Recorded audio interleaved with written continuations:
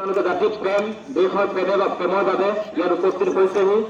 প্ৰথম কথা, প্ৰত্যেকজন অসমীয়াৰ মনত প্ৰত্যেকজন অসমীয়া জাতিৰ প্ৰতি থকা ভাল পোৱাৰ বাবে অসমৰ চুকে কোণে গাঁৱে ভূঞে ৰাইজে মাত্ৰ এটাই কথা, আমি কেব নামানো নামানো নামানো।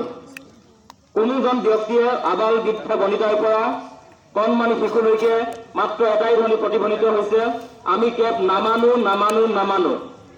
আমি কেব নামানো, এই কাৰণেই কেব নামানো যিহেতু কেব অগণতান্ত্ৰিক, কেব অসাংবিধানিক, সংবিধান বিৰোধী কেব, কেব জাতি ধ্বংসকাৰী কেব, অসম চুক্তি উলংঘাকাৰী কেব। অসমত 1979 চনৰ পৰা 85 চনলৈ যি 5 বছৰীয়া অসম আন্দোলন হৈছিল, 855 জন শ্বহীদৰ তেজৰ বিনিময়ত অসম চুক্তি হৈছিল। সেই অসম চুক্তিত 1971 চনৰ 24 মাৰ্চত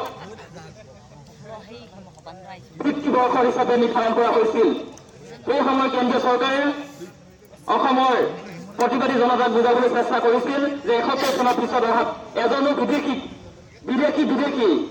যি হিন্দুৱে হওক বা মুছলমানে হওক এজনো বিদেশীক অসমত থাকিবলৈ স্থান দিয়া নহয়। অসম চুক্তিক 34 বছৰে তেওঁলোকে কেন্দ্ৰীয় চৰকাৰ যোনদৰে কেন্দ্ৰীয় চৰকাৰ নহওক তেওঁলোকে কিন্তু ৰূপায়ণ কৰাৰ অকণো চেষ্টা নকৰিলে। তাৰ বিনিময়ত আজি প্ৰত্যেকজন অসমীয়া ৰাইজ ৰাজপথলৈ ওলাই আহিবলৈ বাধ্য হৈছে। অসমত সেই সময়ৰ অসম আন্দোলনত জড়িত নেতা কৰ্মীসকল অসমৰ ৰাজনীতিত বহিল। 15 বছৰ অতিক্ৰম কৰি কংগ্ৰেছ দলে কেন্দ্ৰীয় চৰকাৰত শাসনভাৰ থাকিছিল, কিন্তু তেওঁলোকে অকণো চিন্তা নকৰিল যে অসম চুক্তি ৰূপায়ণ কৰাৰ।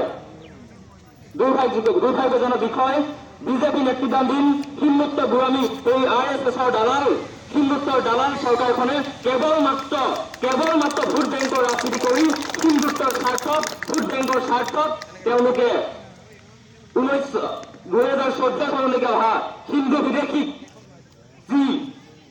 বিদেশী বোজা অসমক জাপি দিব বিচাৰিছে। সেই বিৰুদ্ধে সদৌ অসম ছাত্ৰ সন্থাৰ লগতে জনগোষ্ঠীয় ছাত্ৰ সংগঠন, অসম জাতীয়তাবাদী যুৱ ছাত্ৰ পৰিষদ, বিভিন্ন দল সংগঠন, কেব বিৰোধী অসমৰ জনগণ ৰাজপথলৈ ওলাই আহিছে। আমি কেন্দ্ৰীয় চৰকাৰক বুজাই দিব বিচাৰিছো, আমি কেব নামানো, আমি নোৱাৰো, আমি অবৈধ বিদেশী বোজা গ্ৰহণ কৰিব নোৱাৰো। 1951 চনৰ পৰা 71 চনলৈকে আমি বিদেশী বোজা গ্ৰহণ কৰিছো। সেই সময়ত কেন্দ্ৰীয় চৰকাৰে কৈছিল যে বিদেশী বিতৰণৰ সমস্যা ইমান সহজ নহয়। সেই সময়ত সংগ্ৰামী জনতাই মাত্ৰ আৱেগৰ বশৱৰ্তী হৈ মানি লৈছিল যে 71 চনেই হওক, আমি মানি লৈছো 71 চনে ভিত্তিবৰ্ষ হওক। তাৰ পিছত 2014 চনত ভিত্তিবৰ্ষ হিচাপে আমি কোনো পক্ষে মানি ল'ব নোৱাৰো। আমাৰ মাত্ৰ এটাই কথা, আমি কেব নামানো। বিদেশী সদায় বিদেশীৰ কোনো জাতি নাই, বিদেশী ধৰ্ম নাই। হিন্দু মুছলিম এই সাম্প্ৰদায়িক কেব আমাক নালাগে। অসমৰ জনগণে কেব দলিয়াই পেলাবলৈ কেৱক যি আইনত ৰূপান্তৰিত কৰিছে, যি কাপ হৈছে, সেই কাপ মানিবলৈ বাধ্য নহয়।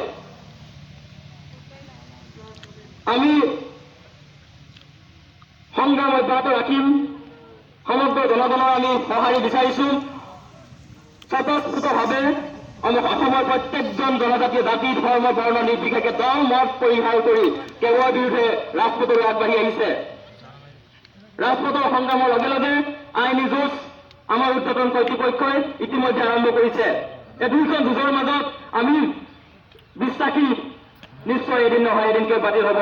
আমি ৰাইজক আশা নিৰাশা কৰিব বিচৰা নাই। এদিন নহয় এদিন কেব বাতিল হ'বই লাগিব। দেশৰ শেষ বিন্দু তেজ থকালৈকে আমি মাত্ৰ কেৱল এগেইনষ্টত যুঁজি যাম। ৰাইজ, প্ৰত্যেকজন হতাশয় ৰাইজক সংগ্ৰামী বন্ধুক আমি অনুৰোধ জনাইছো, আপোনালোক হতাশ নহ'ব। কেব গৈ কা হওক, যিয়ে নহওক কিয় আমি কেব নামানো। আমাক কোনো পক্ষে মনাব নোৱাৰে। আমাক বুজাই লাভ নাই, আমি নুবুজো। জাতিৰ দালাল গজনমুখী সাধনত কোনোবানে নাক সুৰক্ষিত হৈছে বুজিব পাৰিব।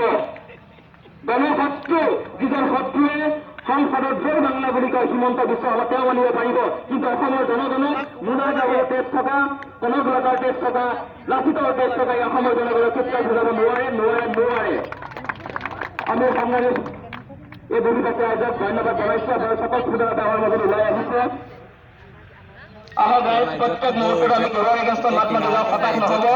গণতান্ত্ৰিক প্ৰতিবাদ কৰোঁ, হিংসাত্মক প্ৰতিবাদ আমি ত্যাগ কৰি আমাৰ মাজত সোমাই থকা এই দুষ্কৃতিকাৰী তাক চিনাক্ত কৰোঁ, যাতে দুষ্কৃতিকাৰী আমাৰ এই গণতান্ত্ৰিক আন্দোলনৰ কোনো ধৰণৰ ব্যাঘাত জনাব নোৱাৰে। প্ৰত্যেকজন সচেতন ৰাইজক সংগ্ৰামী বন্ধুক আমি অনুৰোধ জনাইছোঁ, আপোনালোকে দুষ্কৃতিকাৰীক পৰিচালনা নকৰিব।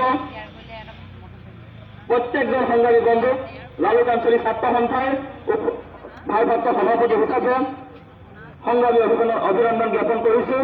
ইয়াৰ লগে লগে আপোনালোকৰ মাজত থকা সদৌ লখিমপুৰ জিলা ছাত্ৰ সন্থাৰ উপ সভাপতি জয়ন্ত বৰা ডাঙৰীয়াক সংগ্ৰামী বন্ধুক উপস্থিত দুআষাৰ বক্তব্য ৰাখিবৰ বাবে অনুৰোধ জনাইছোঁ।